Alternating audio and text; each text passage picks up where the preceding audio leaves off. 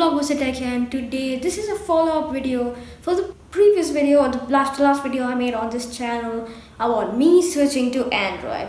Now I didn't switch to Android forever. If you didn't watch that video, I probably recommend you to go ahead and watch that first to understand what's happening here. But basically, I've got so many requests to switch to Android for a week and try out the other end of the spectrum and see how my experience goes with that. But of course, I can't just trash all your video ideas and the fans and what they want. So I appreciated that you guys were able to bring up some video ideas on what video you want to watch next, because it really does help me. So I got a very anticipated video topic and to switch to Android. So I did just that. This is my 1 week in review of the Samsung Galaxy S10 and Android through this device. So without further ado, let's jump right in.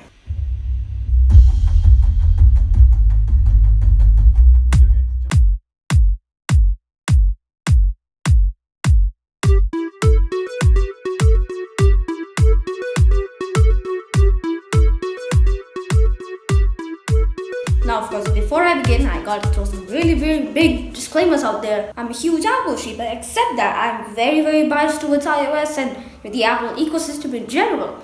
And that is why I'm trying to, give you guys, an equal spectrum, list of what is good and what is bad. Of course, you shouldn't take everything from me because definitely you do have your personal preference as well. I'm just here to tell you how a person who uses Apple products on a daily basis would put this phone on, the rank sheet of whatever they want.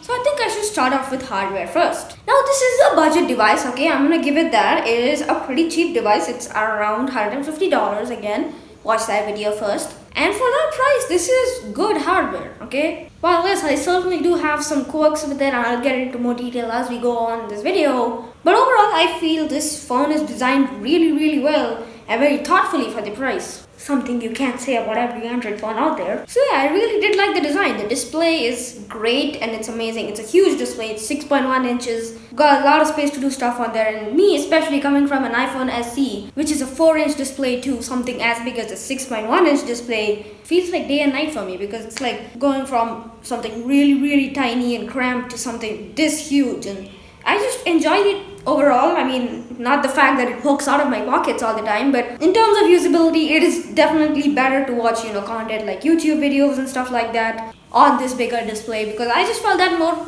immersive. But one thing I definitely don't miss about my iPhone are the speakers. My God, man, these speakers are not great. Just trust me, guys, these are not the best speakers out there. They're backward facing. I just don't get it why manufacturers still do that. Just put it on the side or on the front. That's much better. And I found myself plugging it into Bluetooth speakers all the time because it's just so weak, so tinny. Not a great speaker, but again, you gotta take it. The price that it comes in, it's really cheap device. So yeah, I think I'll be able to accept that.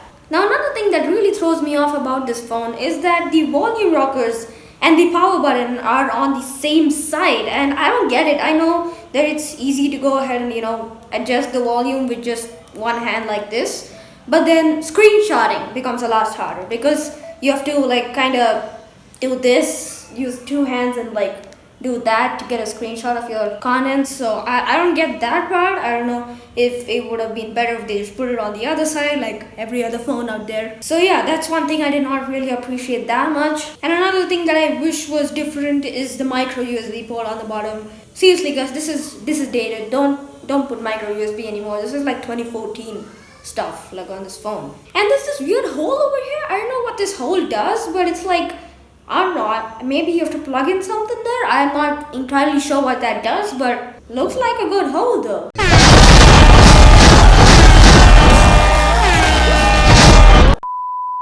Okay, yeah, jokes aside, this thing has a headphone jack. People like it, so Android fanboys, you have a headphone jack. So yeah, this is a decently designed phone for the price. Now I'd like to talk a little bit about the camera. So again, this is not a bad camera for the price. It does have a dual camera setup. One is a wide angle lens and the other one is a normal zoom lens, so that's great. And you can also get really wide shots with it, while definitely not the best camera in any smartphone. So yeah, the camera is fine. It's not something I'd like to record videos on or something like that because it doesn't do 4K, it doesn't do 1080-60. But I think that's excusable again, coming back to the price. So here are a few sample shots that I took with this device. It is really decent for the price. Again, I don't know why I'm bringing up the price so much. but it's really what defines this phone. It's cheap and it's an easy way to enter, Android. If you just think about that. So camera experience, pretty good on this thing. Okay, so what about battery? Because many people like to bring up that iPhone's batteries suck and that Android is definitely the superior one. And I actually agree with that. After using this device for a week, I can confidently say I'm getting so much better battery life on this than on my iPhone. I can pretty much just boost this up to 75% in the morning, use it for the whole day and be like at 20% at the end of the day, like in the night, like 11, 12 p.m. and stuff like that. It is a very, very decent battery performer. Again, not the best out there, but it's definitely an amazing battery performer. It's been lasting me really well, but I'll get into a little bit of a story later in this video that kind of has me salty about this phone. So just stay tuned till the end of this video to find out what that is. But for now, I'm gonna throw that aside just for the review because annoying experiences I had with this phone just this morning, so I just can't get past that. But yeah, I'll get into more detail as we go on in this video. Now, of course, the biggest thing that everyone wants to know, how is Android? So I know there are many viewers of this channel that use an Android phone, have a Windows PC, and I can acknowledge that. I can understand why you prefer this over the Apple ecosystem or whatever else, Nokia, BlackBerry, what am I saying? So I can understand that, but like I've had a decent experience with Android, like decent, below average experience with Android on this device. So of course, I'm not used to be using Android all the time, so I'm not really, into that all that much. I still think iOS is better, but like I've not had the worst experience with this device at all. So let me start with the Samsung skin that's on here. So yeah, this is definitely not the best skin I've seen out there. This is One UI. While it's definitely so much better than previous versions of the Samsung skin, the Experience UI and the crappy TouchWiz that I had on the previous versions, this is a huge improvement from that because I can just see it's way more refined than the previous versions of really, really crappy UI that they put on this thing. But now it runs really well. It's One UI and it has Android 9 on it, which is good for the price, I guess. I mean, like, you don't expect that to happen when you're spending like $150 on the phone. You get the latest version of Android. But yes, we do have Android Pie on this, which is a good thing. I mean, Google's slowly starting to push out those updates a little bit faster, a little bit quicker, a little bit, cohesively, like not in gaps of 2 or 3 years. Like that used to be a huge problem with Android back in the day. But now they've fixed most of it. Still, there's a few problems with the updates. There's like one update for the Samsung UI, there's one update for the Android, and I don't know why they just can't merge those two together. I don't know why that's so hard. But in the extent of me using this phone, I got one software update, and that was to the Experience UI, not the Experience UI, the One UI software on this thing. And yeah, it's been running pretty well. Now yes, generally the performance isn't that great since this is, more of a budget device, but then like still, I found like lag, browsing to Instagram and stuff like that. It's just, sometimes it just throws me off the amount of lag there is, like scrolling through, text messages, pretty simple, right? And yeah, then sometimes I found the phone to be a little slow, a little laggy, but most of the times it gets the job done just fine. Now my biggest gripe with Android is of course Samsung and Google trying to get their services and their services all together on one phone, and this poor thing suffering from like serious battles, like from both sides, like squishing in from this side. Samsung's are squishing all the stuff they can, their calculator app, their phone apps, their whatever crappy bloatware that they put on this thing. And then there's the other side where Google's trying to put YouTube, Google Maps, Netflix, and whatever other crap they want to, put on this poor thing. Like it kind of suffers from that. There's a lot of bloat. When I turned this thing on, there were like weird apps that I never used. There's TikTok loaded on this thing. I don't know why in the world would you even want TikTok if you don't even use it. Like I'm not a user of TikTok at all. And it was preloaded on this device, and there's like crap right now. There's My Galaxy and it loaded like 15 carrier apps on it already. Yeah, it's not a cohesive experience when it comes to, the bloatware. There's a lot of it. But I'm sure stock Android's better at that stuff, that's why the Pixel exists, I guess. Oh my god, the Pixel. So on that regard, it didn't really impress me. And on other aspects as well, like it asks you for a lot of permissions. Now I understand this is for like security reasons and stuff, permissions allow or decline.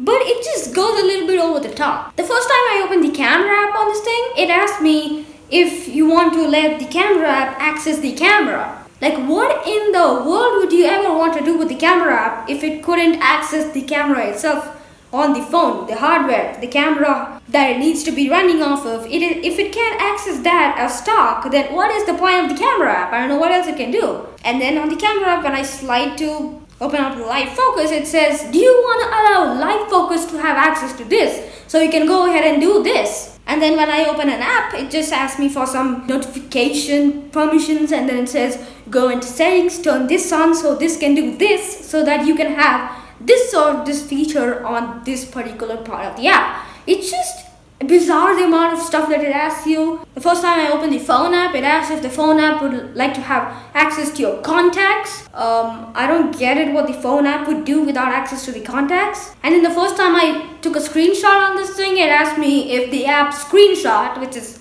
ironically an app, I don't know why in the world they program it like that, would like to have access to your screen and have overlays over it. Like, this is basic stuff. Like, if you want to take a screenshot, you take it and it's like, do you want that screenshot have access to your screen? Like, some of this stuff doesn't make sense, I know that, but it's exactly what it's doing. And then there's like 2 calculator apps and like 2 clock apps and 2 contacts apps.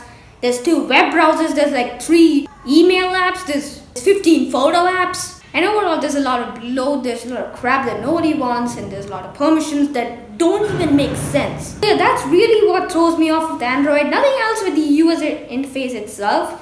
I found, yeah, there are quite a bit of bugs here and there, but it's like decent. I got used to it.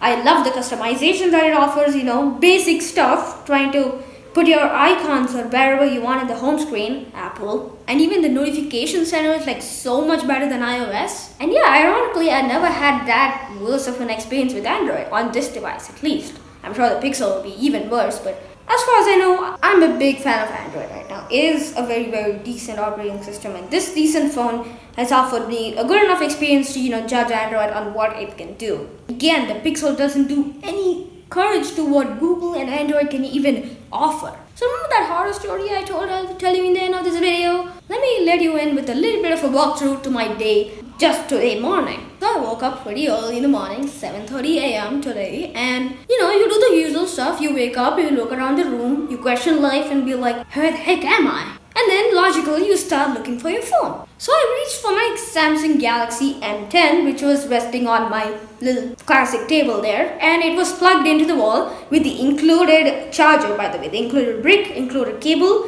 The cable went from that and plugged in right into the phone. It was sitting there on the table, plugged in and charging. So I went and reached for this thing just to check, my social media, Instagram and whatnot. So when I reached for this thing, I picked it up and it was so hot. Like, it was uncomfortably hot to the point where it was like almost uncomfortable to hold. I was concerned because it was not normal. Obviously, I was not using the phone. It was just charging on the side of my bed. So I was like concerned. I was like, are you okay? Are you gonna explode? So I was concerned. So I unplugged the charger, I turned on the lights, and then I went ahead and clicked the power button. And then guess what? Nothing happened. I was super concerned because I thought, well, are you okay? Are you exploding? So I went ahead and held down the power button. I had to hold it like this because it was literally so hot on the back, because it was almost like you can't even touch that. I never experienced this phone getting so hot even while playing like PUBG Mobile on this thing. It never got that hot. So I had to kind of hold like this so my hand wouldn't burn up, and then I held down the power button and then it came up with the boot screen. So the Galaxy M10 was shut down all the way. It was completely turned off. Then eventually it booted into the last screen. I unlocked it with my passcode. And then it showed me a prompt on the main home screen saying that your phone got so incredibly hot that it couldn't charge anymore and it had to shut itself off. Now obviously I was not using the phone. I was asleep on the bed and my phone was charging, obviously. And I had no idea why it was overheating so much, because I never had such an experience with the device before. It was just charging after all. It's supposed to charge, right? And the only thing I did differently this night, which again I do on my iPhone almost every day. So of course it's a Saturday, so it's a day off from school, and you get to relax a little bit. And the previous night I usually have some fun, making something from a YouTube channel, working stuff up, some scripts and stuff for this videos that I make right now. I was planning for a regular review of this thing, but instead we get this rant. And when I usually find it a little hard to sleep on, weekends and stuff, I usually play like, a quick little podcast from like the podcast app, the Google Podcast app that I downloaded from the Play Store, by the way. So I went ahead and played a little podcast over here just to, have some fun, just go to sleep a little quicker because sometimes I have, hard time going to sleep. So I just went ahead and played the podcast on this device. I lowered the volume a little bit. I turned off the phone, by the way. This is not loading anything in the background. It was just playing background audio. It's like playing background music. So I went ahead and, plugged this in, kept it there, turned off the display, and left it there and set a sleep timer on the podcast so that I can go ahead and, wake up without this thing rambling in the background. So it turns off automatically when it's done playing the podcast. So I just went and plugged it in, kept it on the side of the table, and went to sleep. And then the next morning, that happened. So I was very concerned. Of course, I went online and searched for such symptoms on other people's devices. Shockingly, I didn't find any related to this device, but many related to Pixel 3 and how that behaves. So I'm not entirely sure what that issue with this is. It was really, really hard in the morning, by the way. I was concerned about this thing. I thought my prediction on that exploding thing was going to come true on the last day I used this device, by the way. Yeah, I know. I'm switching back to iOS after this video. Yay! So yeah, that was my horror story / whatever nightmare that I had with this device just today morning. So yeah, I wasn't so hard on that one, but yeah, definitely not the best thing to end off this experience with Android, but definitely, yeah, I think I'm willing to look past that. I don't know if that's a fundamental problem with the phone or something that I did to it. I don't know what's wrong with that, but it was really hard. So yeah, I think that was my in-depth review of Android and what I think of it generally. And yeah, hope you guys enjoyed this video. I know this has been a pretty long one, but yeah, I'm pleasantly surprised by the experience that Android is able to bring to the table, even for an Apple sheep like me. Anyways, this is your Apple sheep and I will see you on the next one. Finally, I don't need to use this piece of crap anymore. Oh, thank God. Burning hand.